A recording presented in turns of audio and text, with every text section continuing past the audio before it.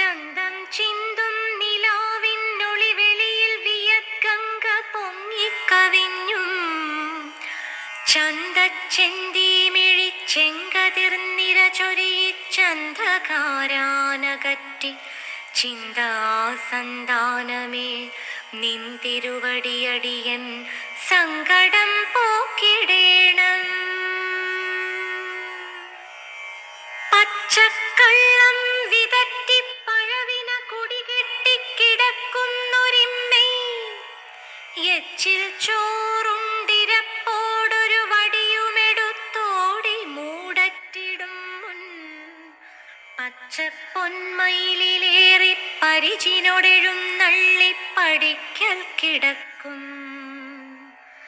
പിച്ചക്കാരനു വല്ലോ മുരുഗതി തരണേ, മറ്റെനിക്കാരുമില്ലേ. ജ്യോതിശ്ചക്രം കണക്കിൻ മനമിളകി മറിഞ്ഞായുരന്തം വരും മുൻ ബോധക്കേടൊക്കെ നീക്കിത്തരിക അമൃതരുൾ തേൻ തുളുമ്പും പദം തേ.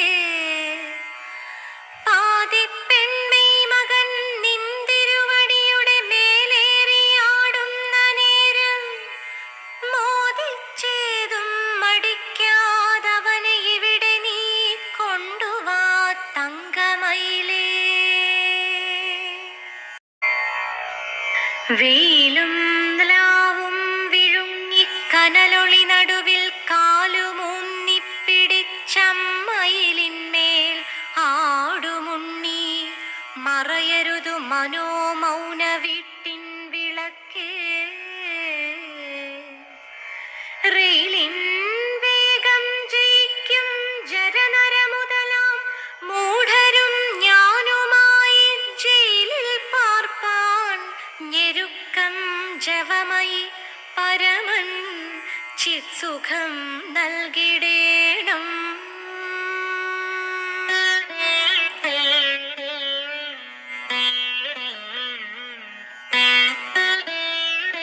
സ്പഷ്ടം ദ്രാവങ്ങു നീങ്ങി ദിനകരനുദയം ചെയ്തു ചന്ദ്രൻ മറഞ്ഞു.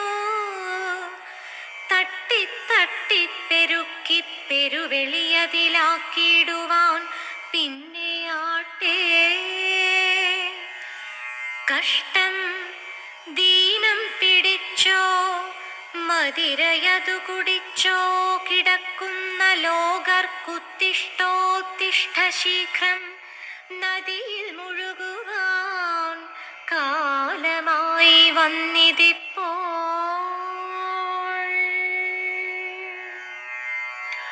ഉൾത്തീ മാറ്റാനുപായത്തുനിവിനിയ മനക്കൺമണി നീ തരാഞ്ഞാലുൾ തീവ്രം പൊങ്ങി വിങ്ങും ദഹനശിഖയിൽ ഞാൻ വെന്തു പോട്ടെന്നുറച്ചോ. പിച്ചും ഭ്രാന്തം പിടിച്ച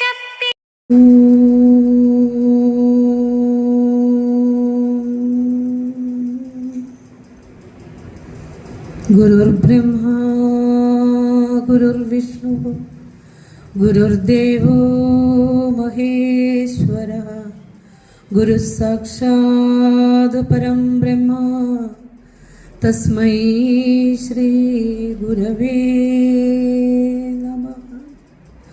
ബ്രഹ്മാനന്ദം പരമസുഖദം കേവലം ജ്ഞാനമൂർത്തിം ദ്വന്ദ്വാതീതം ഗഗനസദൃശം തത്വമസ്യാദിലക്ഷ്യം ഏകം നിത്യം വിമലമജലം സർവധീ സാക്ഷിഭൂതം ഭാവാതീതം ത്രിഗുണരഹിതം സദ്ഗുരും തം നമാമി.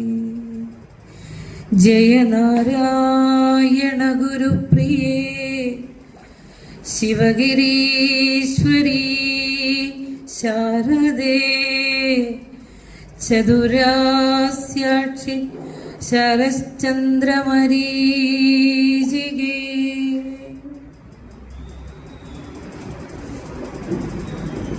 ശ്രീനാഥൻ്റെ പാതാരവിന്ദങ്ങളിൽ ശതകോടി പ്രണാമങ്ങൾ അർപ്പിക്കുന്നു.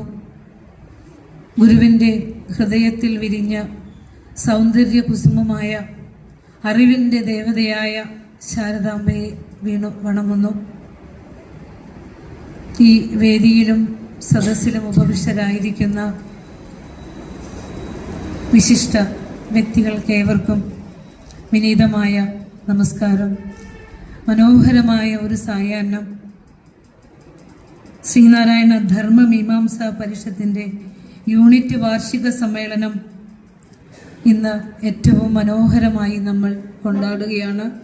അപ്പോൾ ഇതിൻ്റെ പിന്നിൽ പ്രവർത്തിച്ച ഗുരുധർമ്മ പ്രചരണ സഭയുടെ ശാഖായോഗത്തിൻ്റെയും മറ്റ് പോഷക സംഘടനകളുടെയും എല്ലാം ഭാരവാഹികൾക്ക് ഏവർക്കും ഗുരുനാമത്തിൽ പ്രണാമം അർപ്പിക്കുന്നു. ഈ സദസ്സിൽ ഉപവിഷ്ടരായിരിക്കുന്ന സജ്ജനങ്ങൾക്ക് ഏവർക്കും വന്ദനം. എനിക്കിന്ന് ഇവിടെ നൽകിയിരിക്കുന്ന വിഷയം ഗഹനമായ വിഷയമൊന്നുമല്ല. കാരണം വേദാന്ത സൂത്രം പോലെയുള്ള ദാർശനിക കൃതികളാണ് വിചാരം ചെയ്തുകൊണ്ടിരിക്കുന്നത് ഇപ്പോൾ. പക്ഷെ എനിക്കിന്ന് ഇവിടെ ടീച്ചർ തന്നത് ശ്രീനാരായണ ധർമ്മം എന്ന ഗുരുവിൻ്റെ ശ്രീനാരായണ സ്മൃതിയാണ് തന്നത്. 1.25 മണിക്കൂർ കൊണ്ട് അതിൻ്റെ ഒരു സാരാംശം നിങ്ങളിലേക്ക് അല്ലെങ്കിൽ നമുക്ക് ചർച്ച ചെയ്യണം. ഇത് പരിഷത്താണല്ലോ.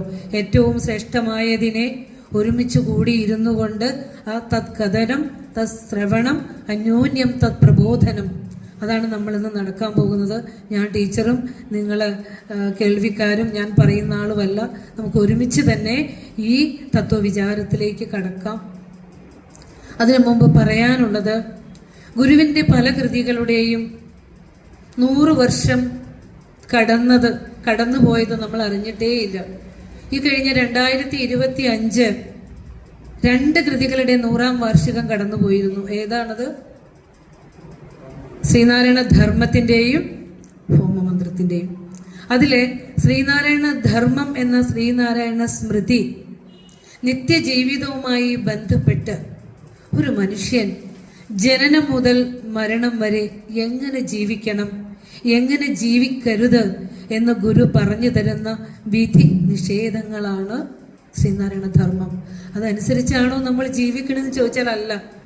ആ ഗ്രന്ഥം നമ്മൾ കണ്ടിട്ടുണ്ടോ എന്ന് ചോദിച്ചാൽ ഇല്ല. പക്ഷേ ഒരു തുടക്കം കുറിക്കാൻ നമുക്ക് സാധിക്കണം. അതിനാണല്ലോ നമ്മൾ പരിഷത്തുകൾ നടത്തുന്നതും നമ്മൾ ഓരോ വർഷം കൂടുന്തോറും അറിവിൻ്റെ മേഖലയിലേക്ക് നമ്മൾ കടന്നു പോകേണ്ടിയിരിക്കുന്നു. കാരണം ഇന്ന് സമൂഹത്തിലാകെ ഇരുട്ട് നിറഞ്ഞൊരു കാലഘട്ടത്തിലേക്കാണ് നമ്മൾ നടന്നു പോകുന്നത്.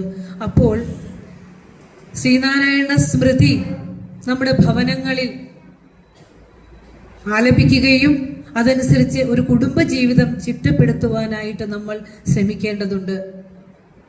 ആദിയിലെ അറിവാണ് വേദം, അല്ലെ? എൻ്റെ മുന്നിലിരിക്കുന്ന പല പണ്ഡിതന്മാരും ഒത്തിരി ജ്ഞാന ജിജ്ഞാസുക്കളും പ്രഭാഷകന്മാരും ഒക്കെ ഇരിക്കുന്നുണ്ട് എൻ്റെ മുന്നിൽ. അപ്പോൾ എല്ലാവരുടെയും മുന്നിൽ ഇരിക്കുമ്പോൾ അതുകൊണ്ടാണ് ഞാൻ പറഞ്ഞത് നമുക്ക് ഒരുമിച്ച് തന്നെ ഈ തത്വവിചാരത്തിലേക്ക് പോകാമെന്ന്.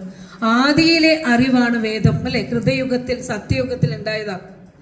ആ വേദം നമ്മളെ കൊണ്ട് എത്തിക്കുന്നത് എന്തിലാ? ശാശ്വതമായ സുഖത്തിലും ശാന്തിയിലുമാണ്. ആ സുഖത്തിലും ശാന്തിയിലേക്കും നമ്മളെ എത്തിക്കുന്നതിന് ശ്രദ്ധിച്ച് കേൾക്കണം. ഇത് തുടക്കം കിട്ടിയാൽ പിന്നെ നമുക്ക് ബാക്കി പോകാൻ പറ്റും. ആദിയിലെ അറിവായ വേദം മാനവരാശിക്ക് പകർന്നു നൽകുന്നത് സുഖമാണ്. മനുഷ്യ ജീവിതത്തിന്റെ ലക്ഷ്യം എന്താന്ന് ചോദിച്ചാലും ഈ സുഖത്തിലേക്ക് എത്തുക എന്നുള്ളതാണ്. പക്ഷെ നമ്മൾ ഈ ലോക ജീവിതത്തിൽ അല്പം പോലും സുഖം അനുഭവിക്കുന്നുണ്ടോ എന്ന് ചോദിച്ചാൽ ഇല്ല. കാരണം സുഖസ്വരൂപമായ ഒരു ചൈതന്യത്തെ ഉള്ളിൽ വെച്ചുകൊണ്ട് ദുഃഖമായി ജീവിക്കുന്ന നമുക്ക് ഈ സുഖം എന്തെന്ന് ഗുരു പറഞ്ഞു തരികയാണ്. അതിന് നമ്മൾ നിത്യജീവിതത്തിൽ ചില കാര്യങ്ങളെല്ലാം അടുക്കും ചിട്ടയോടെ കൊണ്ടുപോകാനുണ്ട്. അപ്പോൾ ആദിയിലെ അറിവായ വേദത്തെ അടിസ്ഥാനമാക്കി ഗുരു നമുക്ക് തരുന്ന ചില വിധി നിഷേധങ്ങളാണ് ശ്രീനാരായണ സ്മൃതി. യുഗങ്ങൾക്ക് മുമ്പ്, അതായത് യുഗങ്ങൾ നമ്മൾ ഇങ്ങോട്ട് കടന്നു വരുമ്പോൾ ഈ കലിയുഗം വരെ എത്തി നിൽക്കുമ്പോൾ 1077ഓളം സ്മൃതി ഗ്രന്ഥങ്ങൾ ഭാരതത്തിൽ ഉണ്ടായിട്ടുണ്ട്. ഈ സ്മൃതി ഗ്രന്ഥങ്ങൾ ഓരോന്നും അതാത് കാലഘട്ടത്തിൽ ആ നിയമങ്ങൾക്കനുസരിച്ച് മനുഷ്യൻ എങ്ങനെ ജീവിക്കണം എന്ന് പറഞ്ഞു തരുന്ന ഗ്രന്ഥങ്ങളാണ് സ്മൃതി ഗ്രന്ഥം. ദേശകാലോചിതം കർമ്മം ധർമ്മം എന്നാ പറയുക. അപ്പൊ ആലോചിച്ച് നോക്കിയേ, കൃതയുഗത്തിലും ത്രേതായുഗത്തിലും പറയുന്ന നിയമം അനുസരിച്ച് ആചാരങ്ങൾ അനുസരിച്ച് കൊണ്ട് കലിയുഗത്തിൽ ജീവിക്കാൻ പറ്റുമോ നമുക്ക്? അപ്പൊ മാറ്റണ്ടേ? ഈ നിയമങ്ങൾ മാറണ്ടേ? ആര് മാറ്റും? അപ്പോൾ ഇത് മാറ്റാൻ, അതായത് കലിയുഗത്തിലേക്ക് അവതരിച്ച ശ്രീനാരായണ ഋഷി പരമ്പരയിലെ പൊൻകണ്ണി തന്നെയാണ്. അപ്പോൾ ഗുരു ഈ സ്മൃതിയെ, അതായത് മനുസ്മൃതി, യാജ്ഞവൽക്യ സ്മൃതി, പരാശര സ്മൃതി, ധർമ്മസിന്ധു തുടങ്ങി 70ഓളം സ്മൃതി ഗ്രന്ഥങ്ങളുണ്ട്. അതൊക്കെ ആ ആചാരങ്ങൾ അനുസരിച്ച് ഇന്ന് നമുക്ക് ജീവിക്കാൻ പറ്റില്ല. അതുകൊണ്ട് ഗുരു കലിയുഗത്തിൽ നമുക്ക് ശ്രീനാരായണ സ്മൃതി എഴുതി തന്നു. ഇത് മാനവ സമൂഹത്തിന്റെ പെരുമാറ്റ ചട്ടങ്ങളാണ്. ഒരു കുഞ്ഞു സമുദായത്തിനോ ഒരു സംസ്ഥാനത്തിനോ ഒരു രാജ്യത്തിനോ അല്ല, ഈ ലോകത്തെ സകല മനുഷ്യരും ഈ കലിയുഗത്തിൽ അനുസരിച്ച് ജീവിക്കേണ്ട ധർമ്മമാണ് ഗുരു തന്നിരിക്കുന്നത്. ഇതാദ്യം നമ്മൾക്ക് അറിവുണ്ടാകണം. അപ്പോൾ സാധാരണ പൗരാണികമായ ആധ്യാത്മിക ഗ്രന്ഥങ്ങളൊക്കെ എഴുതുന്നത് എങ്ങനെയാന്ന് വെച്ചാൽ ഗുരു ശിഷ്യ സംവാദത്തിലൂടെ അല്ലെ. രാമായണം നോക്കിയാൽ, മഹാഭാരതം നോക്കിയാൽ, ഭാഗവതം നോക്കിയാൽ, ഉപനിഷത്തുകൾ നോക്കിയാൽ ഒക്കെ നമുക്ക് കാണാം ഗുരു ശിഷ്യ സംവാദ രൂപത്തിലാണ്, സംസ്കൃത ഭാഷയിലുമാണ്. അപ്പൊ ഗുരു ശ്രീനാരായണ സ്മൃതി എഴുതിയിരിക്കുന്നത് ഏത് ഭാഷയിലാ? സംസ്കൃത ഭാഷയിൽ. അതായത് നിത്യജീവിതവുമായി ബന്ധപ്പെട്ട കാര്യങ്ങളിൽ ഗുരുവിന്റെ ശിഷ്യന്മാര്, ബോധാനന്ദ സ്വാമികള്, ആത്മാനന്ദ സ്വാമി പ്രഭൃതികള് ഗുരുവിന്റെ അടുത്ത് നിന്ന് ചോദിക്കും, ഗുരു എന്താണ് ഇതിനുള്ള പ്രതിവിധി, എന്താണ് ഇക്കാര്യത്തിനുള്ള പ്രതിവിധി, എന്താണ് എന്നിങ്ങനെ ഓരോ കാര്യത്തിനെ കുറിച്ചുള്ള സംശയങ്ങൾ ജീവിതവുമായി ബന്ധപ്പെടുത്തി ചോദിക്കുമ്പോൾ ഗുരു പറഞ്ഞു കൊടുക്കുന്ന ഉത്തരങ്ങളെല്ലാം ചേർത്തുകൊണ്ട് സംസ്കൃത പണ്ഡിതനായ ആത്മാനന്ദ സ്വാമികൾ അത് സംസ്കൃതത്തിലേക്ക് എഴുതി ശ്രീനാരായണ തീർത്ഥർ അതിന് മലയാളത്തിൽ വിവർത്തനം ചെയ്തു തന്നു. പക്ഷെ നമ്മൾ ഈ ബ്രഹ്മകടം ഋഷികടം തീർത്തിട്ടുണ്ടോ? പല വേദികളിലും ചെല്ലുമ്പോൾ നമ്മൾ അറിയാതെ ഒരു തുള്ളി കണ്ണുനീർ കണ്ണിൽ നിന്ന് ഇറ്റ് വീണു പോകും. കാരണം കേട്ടിട്ട് പോലുമില്ല. പിന്നെ നമ്മുടെ ജീവിതം എങ്ങനെ വെളിച്ചത്തിലേക്ക് വരുന്നത് ആലോചിച്ച് നോക്കൂ. അപ്പോൾ പറഞ്ഞു വരുന്നത് ഈ നമ്മുടെ കലിയുഗത്തിലെ ധർമ്മമാണ് അതിനകത്ത് പറയുന്നത്. മനുഷ്യൻ എങ്ങനെ ജീവിക്കണം എന്ന് പറഞ്ഞു തരുന്ന ഗ്രന്ഥമാണ് ഇത്. ഈ ലോകത്തെ സത്യം അനുഭവിച്ച ഒരു ആപ്തന്റെ, ഒരു സത്യദർശിയുടെ ശബ്ദ പ്രമാണമാണ്. ഇതിലൊന്നുപോലും തള്ളാൻ നമുക്ക് അവകാശമില്ല. ഇതെന്താണെന്ന് ആക്ഷേപം ഉന്നയിക്കാനോ അല്ലെങ്കിൽ ഇതിനെതിരെ അഭിപ്രായം പറയുവാനോ നമ്മളാരും യോഗ്യരല്ല. കാരണം അനേകായിരം ജീവിതാനുഭവങ്ങളിൽ നിന്ന് ഊറി വന്ന് കാച്ചി കുറുക്കി നമ്മൾക്ക് തന്ന ഈ അനുഭവം ഒന്നുപോലും തെറ്റില്ല. അപ്പോൾ നമുക്ക് വിഷയത്തിലേക്ക് കടക്കാം. ശ്രീനാരായണ ധർമ്മം ശ്രദ്ധിച്ചോളണം. 10 സർഗങ്ങളുണ്ട്. എത്ര സർഗ? 10 സർഗം, 295 ശ്ലോകങ്ങളുണ്ട്. ഗുരുവിൽ നിന്ന് കിട്ടിയ ഉപദേശങ്ങളാണ്. ഗുരു തന്നെ അത് കറക്റ്റ് ചെയ്തതാണ്, ശുദ്ധീകരിച്ചതാണ്. ഭാഷ ഉൾപ്പെടെ ഗുരു ശുദ്ധീകരിച്ചതാണ്. അതിൽ നമ്മുടെ ജീവിതത്തിന്റെ എന്താ പറയുക, നമ്മളൊരു കമ്പ്യൂട്ടർ വാങ്ങിച്ചാലോ ഒരു മൊബൈൽ വാങ്ങിച്ചാലോ അത് എങ്ങനെ യൂസ് ചെയ്യണം എന്ന് പറഞ്ഞൊരു മാനുവൽ ഉണ്ടല്ലേ, കൈപ്പുസ്തകം. അപ്പൊ നമ്മുടെ ജീവിതത്തിന്റെ കൈപ്പുസ്തകമാണ് ഗുരുവിന്റെ ശ്രീനാരായണ ധർമ്മം എന്ന കൃതി. ഇതാണ്. ഇതിലൂടെ ഒന്ന് കടന്നു പോകുമ്പോൾ നിങ്ങൾക്ക് തീർച്ചയായും ഇത് വാങ്ങാനും ഇത് അറിയാനും നമ്മുടെ മക്കളെ പഠിപ്പിക്കാനൊക്കെ നമുക്ക് തോന്നും. 10 അധ്യായത്തിൽ ആദ്യത്തെ അധ്യായം ശിവഗിരിയെയും ഗുരുവിനെയും വർണ്ണിക്കുന്നു. ശിവഗിരി വർണ്ണന, ഗുരുവർണ്ണന അല്ലെ. ഇനി അതിലേക്ക് പോകുന്നില്ല. 2ാമത്തെ അധ്യായം പറയുമ്പോൾ ധർമാധർമ്മ വിവേചനം എന്ന് പറയും. ശിഷ്യന്മാര് ഗുരുവിനോട് ചെന്ന് ചോദിക്കുക, ഭഗവൻ സർവതത്വജ്ഞ ജീവലോകദയാപര ധർമാധർമാൻ വിവിച്യാദ്യ ശ്രോതുമുത്കണ്ഠിതാവയം. ഭഗവാനെ, സർവധർമ്മങ്ങളും അറിയുന്നവനെ, ജീവലോകത്തോട് അപാരമായ കാരുണ്യം കാണിക്കുന്ന ഗുരു, ഞങ്ങൾക്ക് അജ്ഞരായ ഞങ്ങൾക്ക് ധർമ്മമേത് അധർമ്മമേത് എന്ന് അറിയില്ല. അതൊന്ന് വേർതിരിച്ച് പറഞ്ഞു തരണേ എന്ന് ചോദിക്കുകയാണ് ആത്മാനന്ദ പ്രഭൃതികൾ. എന്നിട്ട് അതൊന്ന് സ്പെസിഫൈ ചെയ്ത് കൊടുക്കുക. ഏതെല്ലാം കാര്യത്തിലാണ് ഗുരു ധർമാധർമ്മ വിവേചനം നടത്തി തരേണ്ടത് എന്ന് പോയിന്റ് ഔട്ട് ചെയ്ത് കൊടുക്കുക. അത് ആദ്യം എന്താണെന്നറിയോ ശിഷ്യഗണങ്ങൾ ചോദിച്ചത്? ദൈവവിശ്വാസ സ്ഥിതിയിലുള്ള അധർമ്മത്തെ തിരുത്തി തരണം.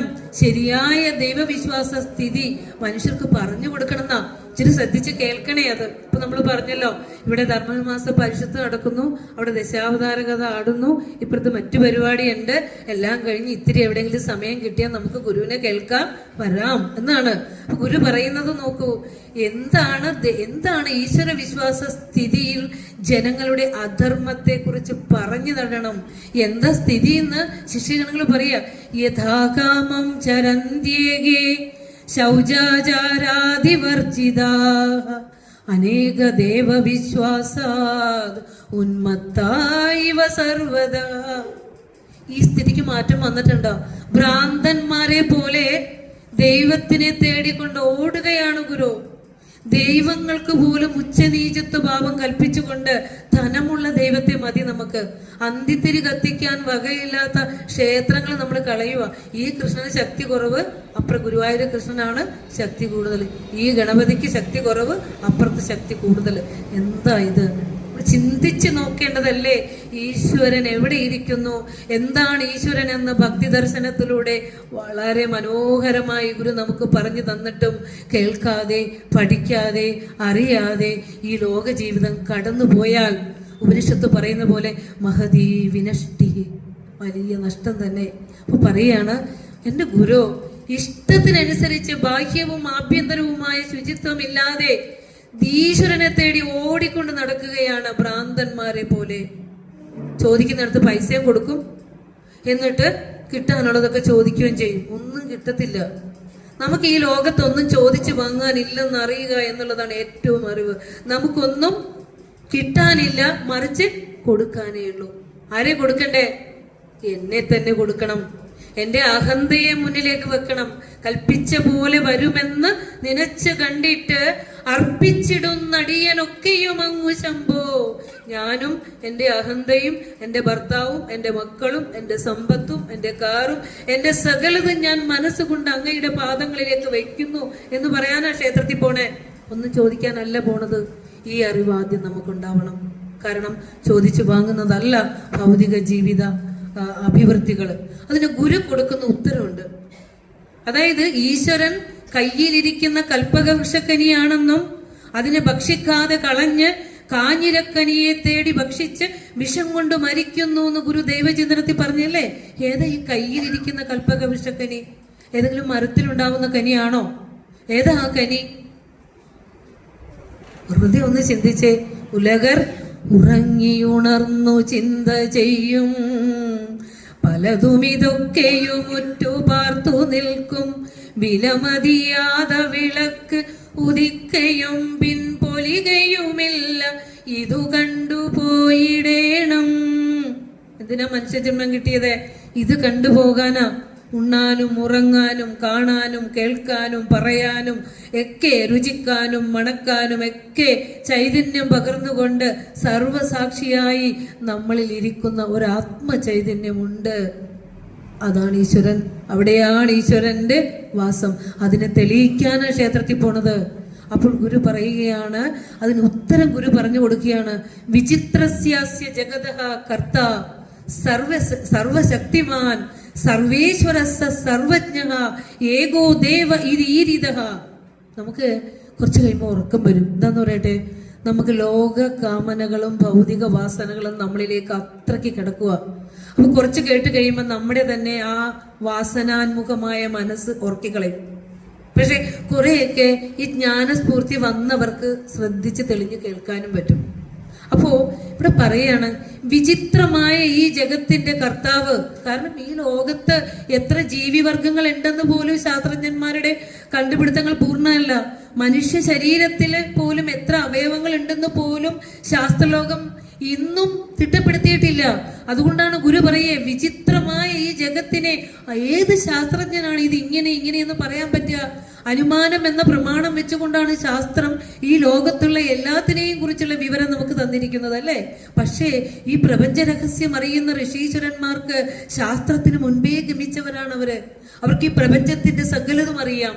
അപ്പൊ ഗുരു പറയാണ്, വിചിത്രമായ ഈ പ്രപഞ്ചത്തിന്റെ കർത്താവ് സർവശക്തിമാൻ എല്ലാവരിലും ശക്തിയായിരിക്കുന്നു. ഇപ്പൊ ഞാൻ സംസാരിക്കണമെങ്കിൽ എൻ്റെ ആത്മചൈതന്യത്തിൽ നിന്ന് ഒരു എനർജി ഇങ്ങ് വന്നാലേ എനിക്ക് സംസാരിക്കാൻ പറ്റുള്ളൂ. ഞാനൊന്ന് കൈ പൊക്കണമെങ്കിൽ പോലും ആ ചൈതന്യം അനുവദിക്കണം. അപ്പൊ സർവശക്തിമാനാണ് അവൻ, സർവേശ്വരനാണ്. ഒരു കുഞ്ഞുറുമ്പ് മുതൽ പുൽച്ചാടി മുതൽ പൂമ്പാറ്റ മുതൽ സകലതിൻ്റെയും ഉള്ളിലിരുന്ന് ശക്തി രൂപത്തിൽ സ്പന്ദിച്ചു കൊണ്ടിരിക്കുന്നു, അല്ലേ? ആ ഏകോദേവ, ആ ദൈവം ഒന്നേ ഉള്ളൂ. അത് കഴിഞ്ഞ് അടുത്ത ചോദ്യം ചോദിക്കുകയാണ്, മതം, ജാതി, മതം, ഇതിനെക്കുറിച്ച്. എന്തിനാ ഞാൻ ഇത് സ്പർശിച്ചു പോകുന്നതെന്ന് വെച്ചാൽ, ഒരു രാത്രി കിടന്ന് നേരം വെളുക്കുമ്പോൾ നമ്മൾ നോക്കുന്നത് ഏതെങ്കിലും രാജ്യം നശിച്ചു പോയിട്ടുണ്ടോ? എന്നാണ് ഒരൊറ്റ സ്വിച്ചിൽ ഈ ലോകം തകർന്നു വീഴുന്ന, കത്തി എരിയുന്നത്, അല്ലെ? മനുഷ്യ മനസ്സുകൾ ആയുധപുരകളായിക്കൊണ്ട് കലി ബാധിച്ചിരിക്കുന്ന മനുഷ്യ മനസ്സുകളിൽ ശ്രീനാരായണ ധർമ്മത്തിന്റെ 2-ാം അധ്യായം ഈ ലോകർക്ക് ഭാരതത്തിലെ എല്ലാ ഭാഷകളിലേക്കും തർജ്ജമ ചെയ്ത് പഠിപ്പിക്കേണ്ടതുണ്ട്, അല്ലെ? അപ്പൊ ജാതിയെ കുറിച്ച് ശിഷ്യന്മാര് ചോദിക്കുകയാണ്, അഹോ ജാതി പിശാചസ്യ ബാധയാ ചിത്തഭ്രമാത് കേജിത് മത്സരിണോ ഭൂത്വ ഹിംസന്തി അന്യാൻ അകിഞ്ചനാൻ. ഗുരു, ജാതിയെ കുറിച്ചുള്ള ഇന്നത്തെ ഈ കാല, അതായത് 1924 ഇത് രചിക്കുന്നത്, അല്ലെ? ആ കാലഘട്ടത്തെയാണ് പറയുന്നത്. ജാതി പിശാച് ബാധിച്ച്, ചിത്തഭ്രമം ബാധിച്ച് ഭ്രാന്തന്മാരെ പോലെ പാവപ്പെട്ട ജനങ്ങളെ, സാധു ജനങ്ങളെ നിർദ്ദയം കൊന്നൊടുക്കുന്നു. ഇതിന് പരിഹാരം എവിടെ? നമ്മൾ കണ്ടോ? ഏതാനും മാസങ്ങൾക്ക് മുമ്പ് നമ്മൾ കണ്ടതാണ്. ജാതി ചോദിച്ച്, മതം ചോദിച്ച് മനുഷ്യന്റെ നേരെ നിറയൊഴിക്കുന്ന കാഴ്ച നമ്മൾ കണ്ടതല്ലേ? ആ നിയമം തന്നെയല്ലേ ഗുരു ഇവിടെ പറഞ്ഞു തന്നത്, അല്ലേ? അപ്പോ ഗുരു പറയുന്നു, നമ്മെ ഒരു അവതാരമായി കരുതുന്നുണ്ടെങ്കിൽ, ബാക്കി പറഞ്ഞേ, ജാതി എന്ന ദുർഭൂതത്തെ ഇല്ലാതാക്കാൻ വന്ന അവതാരമായി കരുതിക്കൊള്ളൂ. ഗുരു ജാതിയെ കുറിച്ച് ഗുരു എന്താണോ പറഞ്ഞു തന്നത് എന്നറിയാൻ വിശദീകരിച്ച് ഒന്നും നമുക്ക് എടുക്കാൻ സമയമില്ല. ഒരു പൊങ്ങുതടിയിലേറി ഒരു മഹാസാഗരം കടക്കുന്നത് പോലെയാണ് ഈ 1.25 മണിക്കൂർ കൊണ്ട് ശ്രീനാരായണ ധർമ്മത്തെ വിചാരം ചെയ്യുക. കാളിദാസ മഹാകവി പറഞ്ഞതുപോലെ പറ്റില്ല അത്. അതുകൊണ്ട് പോയിന്റ് തരാം, നിങ്ങൾ തന്നെ സഞ്ചരിക്കേണ്ടതുണ്ട്.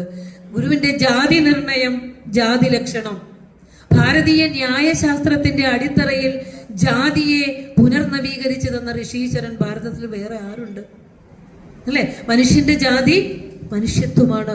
അന്ന് ഏത് മനുഷ്യരെ കണ്ടാലും ആദ്യം ചോദിക്കും, ആരാ? മനുഷ്യനാന്ന് കണ്ടാ അറിയാം, പക്ഷെ ചോദിക്കുക ആരാന്ന് വെച്ചാൽ അർത്ഥം എന്താ? ജാതി എന്തെന്നാ, അല്ലേ? അപ്പോ അതുകൊണ്ട് തന്നെയാണ് ഗുരു ജാതിയെ കുറിച്ച് വളരെ വ്യക്തമായി, ജാതി നിർണയവും ജാതി ലക്ഷണവും ഒക്കെ വ്യക്തമായി തന്നെ നമുക്ക് തന്നിട്ടുണ്ട്. മനുഷ്യന്റെ ജാതി മനുഷ്യത്വമാണെന്ന് ഗുരു നമുക്ക് പറഞ്ഞു തന്നു.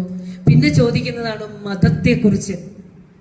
ജാതി മതഭേദ ചിന്തകളാണല്ലോ ഇന്ന് സമൂഹത്തെ ബാധിക്കുന്ന ഏറ്റവും വലിയ ഇരുട്ട്. അപ്പോൾ മതത്തെക്കുറിച്ച് ഗുരു പറഞ്ഞിരിക്കുന്ന ഡെഫിനിഷൻ എന്താ? മതം എന്ന വാക്കിന്റെ അർത്ഥം എന്താ? നിങ്ങൾ ഡിക്ഷണറി നോക്കിയാൽ അഭിപ്രായം എന്ന അർത്ഥം. അഭിപ്രായോ മതം നാമ മഹദാം തത്വവേദിനാം. ജീസസിന്റെ കാലം മുതല്, നബിയുടെ കാലം മുതല്, ബുദ്ധന്റെ കാലം മുതല്, അങ്ങ് ഓരോ കാലഘട്ടത്തിലും അതാത് കാലത്തിൽ നഷ്ടപ്പെട്ടു പോയ ആ സമൂഹത്തിലെ ധർമ്മത്തെ പുനഃസ്ഥാപിക്കാനാണ് ഓരോ കാലഘട്ടത്തിലും മഹാപുരുഷന്മാർ വരുന്നത്. അവർ ആ കാലഘട്ടത്തിന് ആവശ്യമായ നിയമങ്ങൾ പറഞ്ഞു തന്നു. അത് ഓരോ കാലഘട്ടത്തിലെയും അഭിപ്രായം മാത്രമാണ്. അപ്പോൾ ഒരാ അഭിപ്രായം വെച്ചുകൊണ്ട് ഒരു മതം ഉണ്ടാക്കി, ബുദ്ധന്റെ അഭിപ്രായം വെച്ചുകൊണ്ട് ഒരു മതം ഉണ്ടാക്കി, മുഹമ്മദിന്റെ അഭിപ്രായം വെച്ചുകൊണ്ട് മറ്റൊരു മതം ഉണ്ടാക്കി. അത് ശരിയാണോ? ഗുരു പറയാണ്, എല്ലാ മതങ്ങളുടെയും സാരം ഒന്നാണ്. എല്ലാ മതങ്ങളും എല്ലാവരും സമബുദ്ധിയോടെയും സമഭക്തിയോടെയും പഠിക്കണം. ഗുരു പറയുകയാണ്, അനേകം പർവ്വതങ്ങളിൽ നിന്ന് ഒഴുകി വരുന്ന കൊച്ചു കൊച്ചു കൊച്ചു കൊച്ചു ജലസ്രോതസ്സുകള് ചെന്നെത്തുന്നത് ഒരു മഹാസാഗരത്തിലാണ്. അതുപോലെ എല്ലാ മതഗ്രന്ഥങ്ങളും ലക്ഷ്യമാക്കുന്നത് മനുഷ്യന്റെ ലക്ഷ്യമായ ജീവിതത്തിന്റെ ലക്ഷ്യമായ ശാന്തിയും സമാധാനവും അല്ലേ? ഇന്നിപ്പോ മതങ്ങൾക്ക് വേണ്ടിയല്ലേ മനുഷ്യൻ ജീവിക്കുന്നത്? മനുഷ്യന് വേണ്ടിയാണോ മതം? അപ്പോ ഗുരു പറഞ്ഞ പോലെ പൊരുതു ജയിപ്പത് സാധ്യം, ഒന്നിനോടൊന്നൊരു മതവും പൊരുതാലൊടുങ്ങുകയില്ല അല്ലെ? പല മതവാദി ഇതോർത്തിടാതെ പാഴേ പൊരുതു പൊലിഞ്ഞിടുമെന്ന ബുദ്ധി വേണം. പൊരുതുന്നവർ തന്നെ പൊലിഞ്ഞു പോകുമെന്നല്ലാതെ ഇവിടെ ഒരു മതവും ആരും സ്ഥാപിക്കാൻ പോകുന്നില്ല. ഗുരുവിന്റെ വാണികളാണ്. ആത്മോപദേശ ശതകത്തിലെ 44 മുതൽ 49 വരെയുള്ള ശ്ലോകങ്ങൾ മതമീമാംസ എന്ന രീതിയിൽ ഇന്നത്തെ ഈ ലോകം നേരിടുന്ന പ്രതിസന്ധിക്കുള്ള പരിഹാരം അവിടെയുണ്ട്. വളരെ വിശദമായി നമ്മൾ പഠിക്കേണ്ട ഭാഗമാണ് അല്ലെ?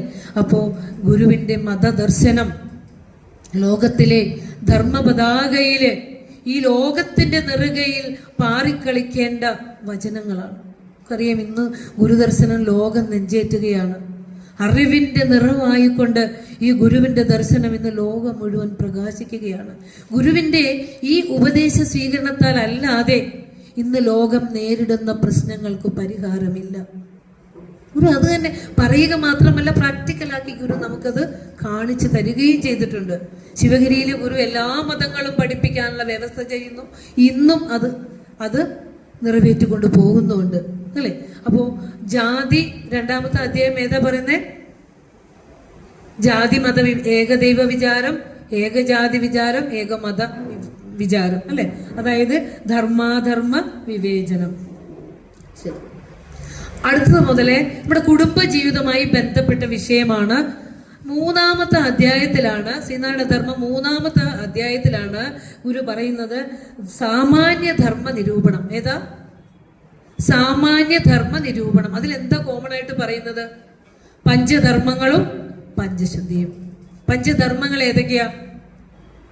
അഹിംസ, സത്യം, അസ്തേയം, അവ്യഭിചാരം, മദ്യവർജനം.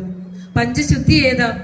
ശരീരശുദ്ധി, വാക്ശുദ്ധി, മനഃശുദ്ധി, ഇന്ദ്രിയശുദ്ധി, ഗൃഹശുദ്ധി അല്ലെ? ഇതൊന്നും ഞാൻ വിശദീകരിക്കാൻ പോകുന്നില്ല, കാരണം ഒന്നും വിശദീകരിക്കാൻ നമുക്ക് സമയമില്ല. ഒരു കാര്യം മാത്രം ഓർമ്മിപ്പിക്കാം. പതഞ്ജലി മഹർഷി രചിച്ച പാതഞ്ജല യോഗസൂത്രത്തിൽ അഷ്ടാംഗ യോഗങ്ങൾ പറയുന്നുണ്ട്. ഏതാ? യമ, നിയമ, ആസന, പ്രാണായാമ, പ്രത്യാഹാര, ധാരണ, ധ്യാന, സമാധി ആണല്ലോ. യമത്തിൽ തുടങ്ങി എവിടെ അവസാനിക്കുന്നു? ഒരു മനുഷ്യന്റെ ജീവിതം അവസാനിക്കുന്നത് എവിടെയാ? ആ സമാധി സുഖത്തിലാണ് അല്ലെ? അതിൽ ആദ്യത്തെ ധർമ്മമാണ് യമം. ഒരു മനുഷ്യൻ അനുസരിക്കേണ്ട, ജീവിതത്തിൽ പാലിക്കേണ്ട ധർമ്മം പതഞ്ജലി മഹർഷി പറയുന്നത് എന്താണെന്നറിയോ? അഹിംസ, സത്യം, അസ്തേയം, ബ്രഹ്മചര്യം, അപരിഗ്രഹം. നോക്കൂ, അവിടെ ബ്രഹ്മചര്യവും അപരിഗ്രഹവും ഗുരു എടുത്ത് മാറ്റിയിട്ട് അവിടെ എന്ത് തന്നു? അവ്യഭിചാരം വെച്ചു, മദ്യവർജനം വെച്ചു. സ്മൃതിയെ പരിഷ്കരിച്ച ഋഷീശ്വരനാണ് ഗുരു. യുഗങ്ങൾക്കപ്പുറമുള്ള ഋഷി ആ ധർമ്മത്തെ, അതിൽ തെറ്റായതിനെ മാറ്റി ഇന്ന് മനുഷ്യർക്ക് ആവശ്യമുള്ളതിനെ തിരുത്തി തന്നു ഗുരു. കാരണം അവ്യഭിചാരം വെച്ചു. അത് ഇന്ദ്രിയങ്ങളെ നിയന്ത്രിച്ച് ജീവിക്കേണ്ടതുണ്ട്. ഒരാൾക്ക് തന്നെ ഒന്നിലധികം ഭാര്യമാരും ഒരു കാര്യത്തിലും സാൻമാർഗികത നഷ്ടപ്പെട്ടപ്പോൾ ഇന്ദ്രിയങ്ങളെ നിയന്ത്രിച്ച് ജീവിക്കേണ്ടതിന്റെ ആവശ്യകത ഗുരു പറഞ്ഞു തന്നു. പിന്നെ അക്കാലത്ത് സമൂഹത്തിനെ ബാധിച്ചിരുന്ന ഏറ്റവും വലിയ ദുരന്തം എന്താന്ന് വെച്ചാൽ മദ്യം തന്നെയായിരുന്നു. ഈ കാലത്ത് മാറ്റം ഉണ്ടാവും അല്ലെ? അക്കാലത്തെ മദ്യത്തെക്കാൾ കൂടുതൽ രാസലഹരികൾ ഇന്ന് ലോകത്ത് സുലഭമാണ്. ഒരു കുഞ്ഞിന് ജന്മം നൽകേണ്ട പെൺകുട്ടികൾ വരെ മദ്യത്തിന് അടിമയാകുന്ന ഈ കാലഘട്ടത്തിൽ ഓർത്തു നോക്കൂ.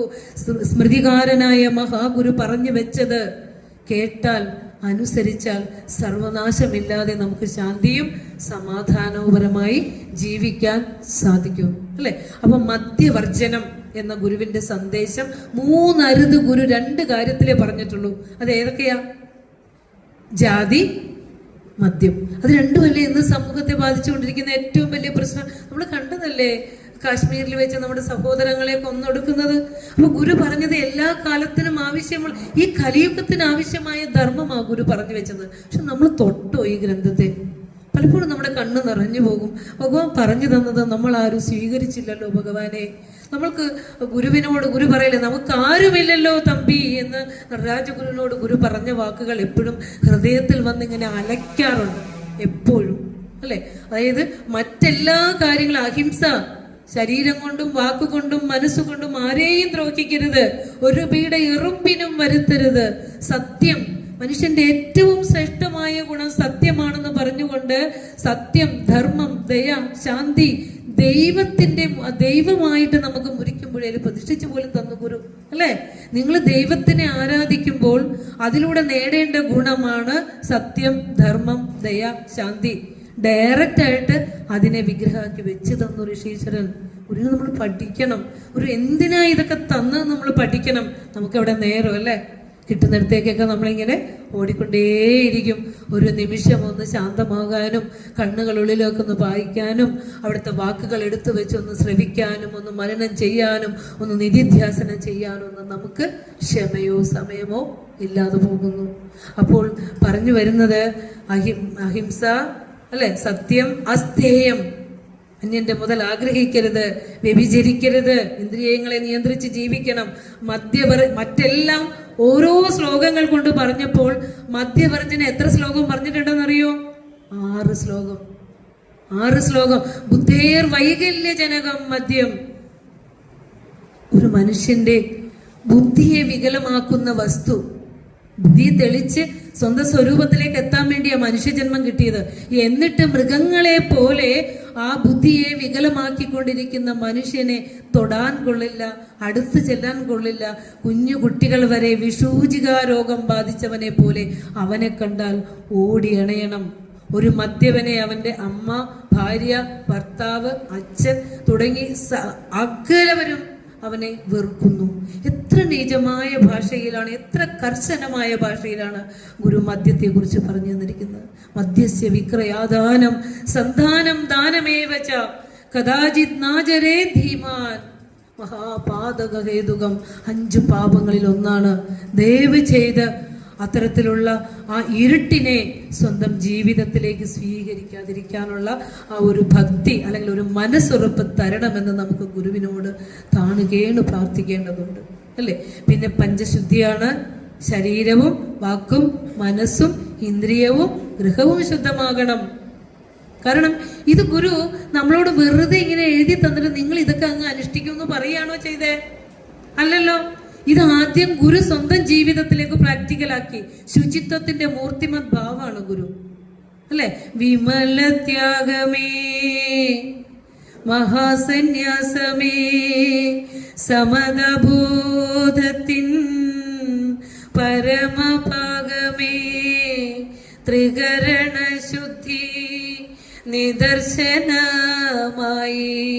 പ്രതീതമാം ഭവത് ചരിതം ഞങ്ങൾക്ക് ശരണമാകണേ, ശരണമാകണേ, ശരണമാകണേ പരമസദ്ഗുരു. യുക്തിവാദി പത്രത്തിന്റെ പത്രാധിപന ഗുരുവിന്റെ മഹാസമാധി സമയത്ത് പോലും സഹോദരൻ അയ്യപ്പൻ ജാതി വേണ്ട, മതം വേണ്ട, ദൈവം വേണ്ട എന്ന് പറഞ്ഞ ആ സഹോദരൻ അയ്യപ്പൻ ഗുരുവിലേക്ക് എത്ര സമർപ്പിതമാണെന്ന് ആലോചിച്ച് നോക്കൂ, അല്ലേ? അപ്പോ 3-ാം അധ്യായത്തിൽ നമ്മൾ പറയുന്നു സാമാന്യ ധർമ്മ നിരൂപണം. ഇനി 4-ാം അധ്യായമാണ് സൂതകം, പ്രസവ ശുശ്രൂഷ. നമ്മൾ കുടുംബത്തിലേക്ക് ഇറങ്ങി വരിക. ഗുരു ഇവിടെ ഒരു ഗൈനക്കോളജിസ്റ്റ് ആകുക. ഈ ഗുരുവിന് എങ്ങനെ ഇതൊക്കെ പറയാനെന്താ? ഗുരു ഒരു ഋഷീശ്വരനായ ഗുരു എങ്ങനെ പ്രസവ സംബന്ധമായ കാര്യം പറയണേ എന്ന് ചോദിച്ചാൽ നമ്മൾ അറിയണം ചരക സംഹിതയും തിരുമൂലരുടെ തിരുമന്ത്രവും അതുപോലെ ഗർഭോപനിഷത്തൊക്കെ രചിച്ചത് ഋഷിമാരാട്ടോ. ഗർഭത്തിൽ കിടക്കുന്ന കുഞ്ഞിനെയും അതിൻ്റെ ചിന്തകളെയും അതിൻ്റെ വളർച്ചയെയും ഒരു സ്കാനിങ് മെഷീനും ഇല്ലാതിരുന്ന കാലത്ത് കണ്ട് അനുഭവിച്ചെഴുതിയ അനുഭവ കുറിപ്പുകൾ ഇഷ്ടംപോലെ ഉണ്ടല്ലേ? ഗർഭോപനിഷത്ത്, രാമായണത്തിലൊക്കെ ഒരു ഭാഗം അങ്ങനെ തന്നെ ഉണ്ടല്ലേ? ആ ഗർഭത്തിൽ കിടക്കുന്ന കുഞ്ഞിൻ്റെ വളർച്ചയെ ഒരു ഋഷി കണ്ടറിയുന്നത്. അതുകൊണ്ടാണ് ഞാൻ പറഞ്ഞത് ശാസ്ത്രയുഗത്തിലെ ഋഷീശ്വരനാണ് ഗുരു. ഗുരുവിന്റെ മരുത്വാമലിലെ തപസ് ഉൾപ്പെടെ, ഗുരു രചിച്ച വേദത്തെ തർജ്ജമ ചെയ്തത് ഉൾപ്പെടെ, തിരുക്കുറളിന്റെ തർജ്ജമ ഉൾപ്പെടെ, മുനിചര്യ പഞ്ചകം ഉൾപ്പെടെ, നിർവൃതി പഞ്ചകം ഉൾപ്പെടെ, ആശ്രമം ഉൾപ്പെടെ ഒക്കെ പരിശോധിക്കുമ്പോൾ നമുക്കറിയാം ഭാരതീയ ഒരു ആധുനിക ശാസ്ത്രയുഗത്തിൽ വന്ന് ജനിക്കുകയും ഭാരതീയ ഋഷീശ്വരന്മാരുടെ ജീവിത മാതൃക പിന്തുടരുകയും ചെയ്തു എന്ന് നമുക്ക് കാണാൻ സാധിക്കും ഗുരുവിന്റെ ദർശനത്തിലേക്ക് നമ്മൾ ഇറങ്ങുമ്പോൾ. അപ്പൊ സൂതകത്തിൽ പ്രസവ ശുശ്രൂഷ, ഒരു കുഞ്ഞിന് ജന്മം നൽകാൻ ആഗ്രഹിക്കുന്ന അമ്മ, ജന്മം നൽകാൻ തയ്യാറെടുക്കുന്ന ഒരു സ്ത്രീ, അവള് പ്രസവത്തിന് തയ്യാറെടുക്കുമ്പോൾ ആ മുറി എങ്ങനെയായിരിക്കണം? പണ്ടൊക്കെ എല്ലാ പ്രസവങ്ങളും വീട്ടിലായിരുന്നു അല്ലെ? എനിക്ക് തോന്നുന്നു ഞാനൊക്കെ ജനിച്ചത് വീട്ടിലാണെന്ന് തോന്നുന്നു അല്ലെ? നമ്മൾ ഏകദേശം ഒരു 2 തലമുറയ്ക്ക് അപ്പുറം ഉള്ളവരൊക്കെ ജനിച്ചേക്കുന്നത് ഒരു പതിച്ചിയിൽ നിന്നാണ് നമ്മളെയൊക്കെ പ്രസവം എടുത്തിരിക്കുന്നത് അല്ലെ? നമ്മുടെ അമ്മ പ്രസവിച്ച വീട്ടിൽ തന്നെയാണ്. അപ്പോ അവിടെ ഗുരു പറയാണ്, ശരിക്കും ജനൽവാതിലുകൾ ഉണ്ടാകണം, പക്ഷെ സൂര്യപ്രകാശം കുഞ്ഞിനെ ഒരു 15 ദിവസം വരെ കുഞ്ഞിനെ പുറത്തു കൊണ്ടുപോകാൻ പാടില്ല എന്ന് പറയും. അപ്പൊ ജനലുണ്ടാകണം, പക്ഷെ സൂര്യപ്രകാശം അധികം തട്ടാത്ത തരത്തിലുള്ളതും വായു സഞ്ചാരമുള്ളതുമായിരിക്കണം. ഒരു ഗർഭിണിയുടെ മനസ്സിനെ വിഷമിപ്പിക്കുന്ന ഒരു സംഭാഷണങ്ങളും ഉണ്ടാവാൻ പാടില്ല. ചുരുക്കിയേ പോണത്. പിന്നെ ഒരു കുഞ്ഞ് ജനിച്ചു കഴിഞ്ഞാൽ ഈ കേൾക്കുന്നവരെ ചെന്ന് നിങ്ങളുടെ മക്കളോടോ നിങ്ങൾക്കറിയാവുന്നവരോടോ ഒക്കെ ശ്രീനാരായണ ധർമ്മത്തിൽ ഗുരു പറഞ്ഞിരിക്കുന്ന ഈ ധർമ്മം പറഞ്ഞു കൊടുക്കണം കേട്ടോ. കുഞ്ഞ് ജനിച്ചു കഴിഞ്ഞാൽ 15 ദിവസം കഴിഞ്ഞ് പുറത്തു കൊണ്ടുപോകാൻ പാടുള്ളൂ. അത് നമുക്കറിയാമോ? നമ്മൾ പുറത്തേക്ക് കുഞ്ഞിനെ കൊണ്ടുപോകാറുണ്ടോ? അല്ലേ? അങ്ങനെ പൊതിഞ്ഞൊക്കെ അധികം സൂര്യപ്രകാശം അധികം താങ്ങാനുള്ള ശക്തി ആകാത്തതുകൊണ്ടായിരിക്കും 15 ദിവസം കഴിഞ്ഞ് കുഞ്ഞിനെ പുറത്തിറക്കാൻ പാടുള്ളൂ. ശ്രീനാരായണ ധർമ്മമാണ്. പിന്നെ പേരിടുന്നത് ഏത് സമയത്താ നോക്കൂ. നമ്മളൊക്കെ എങ്ങനെയാ? 28 കഴിഞ്ഞാൽ പിന്നെ 56 അല്ലെ? ഇതിനിടയിൽ ചെയ്തുകൂടാന്ന കാരണം നമ്മള് ഈ നിയമത്തിൽ അങ്ങോട്ടും ഇങ്ങോട്ടും ഒന്നും മാറാൻ തയ്യാറല്ല. ഗുരു പറയാണ് 15 ദിവസത്തിനും 3 മാസത്തിനും ഇടയിൽ കുഞ്ഞിന് നാമകരണം നടത്തണം. സമയം പറഞ്ഞേ. 28 കഴിഞ്ഞ ഏത് ദിവസവും നടത്താം അല്ലെ? 15 ദിവസം കഴിഞ്ഞ ഏത് ദിവസവും നമുക്ക്. ഇപ്പൊ നമ്മുടെ മക്കളൊക്കെ വന്ന് പെട്ടെന്ന് റെഡിയായി, അവരുടെ ഫ്ലൈറ്റ് ടിക്കറ്റ് കൂടെ റെഡിയായി വരണത്. അപ്പൊ 28 ആകാനൊന്നും കാത്തിരിക്കണ്ട. 15 കഴിഞ്ഞാൽ 3 മാസത്തിനുള്ളിൽ എപ്പോ വേണമെങ്കിലും കുഞ്ഞിന് നാമകരണം നടത്താം. ഇനി പേരെങ്ങനെയായിരിക്കണം? സുവജം, സുസ്രവം, അല്പാക്ഷരം, അർത്ഥവത്. സുവജം. ഇപ്പൊ നമ്മളൊരു കുഞ്ഞിന്റെ പേര് ചോദിച്ചാലേ ആദ്യം ഒന്ന് ചോദിക്കുക എന്താ എന്ന് ചോദിക്കുമ്പോ പിന്നെ നമുക്ക് മനസ്സിലായില്ല, എന്താ ഒന്നുകൂടെ ചോദിക്കുക, എന്നിട്ടും മനസ്സിലായില്ല, പിന്നെ നമ്മളെ വേണ്ട എന്ത് വിചാരിക്കും അല്ലെ? അങ്ങനെയാണ് ഇന്നത്തെ പേരുകളൊക്കെ. ഇപ്പൊ ഞാൻ പറയാം, ഒരു പേരാണ് ദേവാൻഷ്, ഒരു പേരാണ്. ഇപ്പൊ പേരിടുന്ന ഗൂഗിൾ നോക്കിയാലേ ദേവന്റെ അംശമായ ദേവാംശ് എന്ന പേര്. അത് ഗൂഗിൾ സെർച്ച് ചെയ്യുമ്പോൾ DVANSH ദേവാൻഷ്. ആരും പറഞ്ഞ കേൾക്കില്ല, അതേ ഇടുള്ളൂ. ഒരു തത്വജ്ഞാനിയുടെ ഒരു പണ്ഡിതന്റെ അടുത്ത് ചെന്നാൽ അവര് പറയണമെന്നും വിശ്വാസമില്ല. ഗൂഗിൾ അപ്പൂപ്പനെ അത്രയ്ക്ക് വിശ്വാസം. ആ പേരും കൊണ്ട് കുഞ്ഞ് ജീവിതകാലം മുഴുവൻ നടക്കണം അല്ലെ? അതിൽ എത്രയോ ശ്രേഷ്ഠ. ഈ എൻ മാറ്റി ഒരു എം ആക്കിയാൽ ദേവാംശായില്ലേ?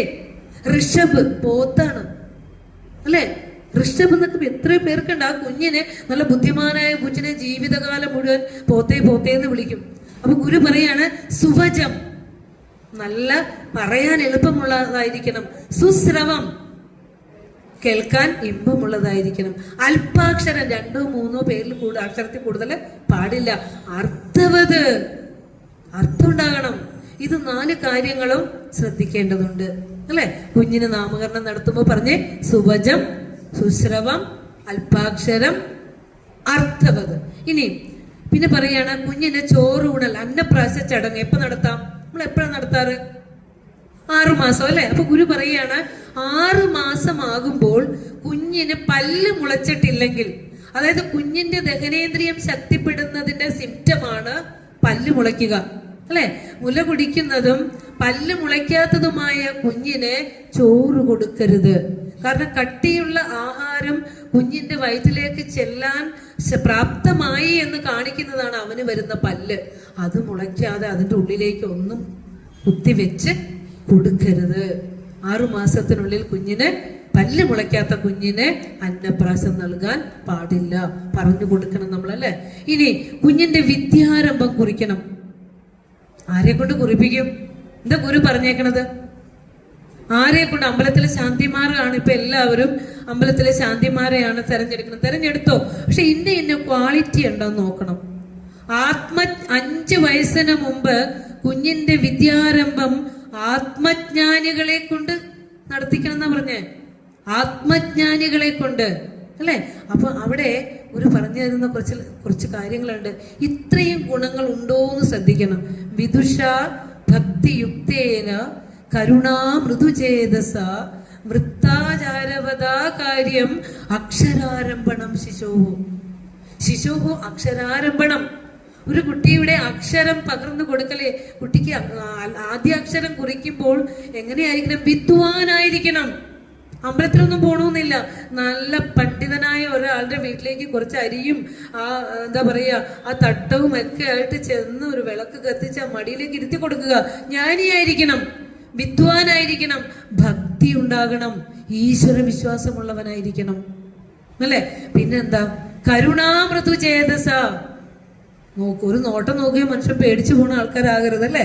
കരുണയും മൃദുത്വമുള്ളവനായിരിക്കണം. പിന്നെന്താ? വൃത്താചാരവത.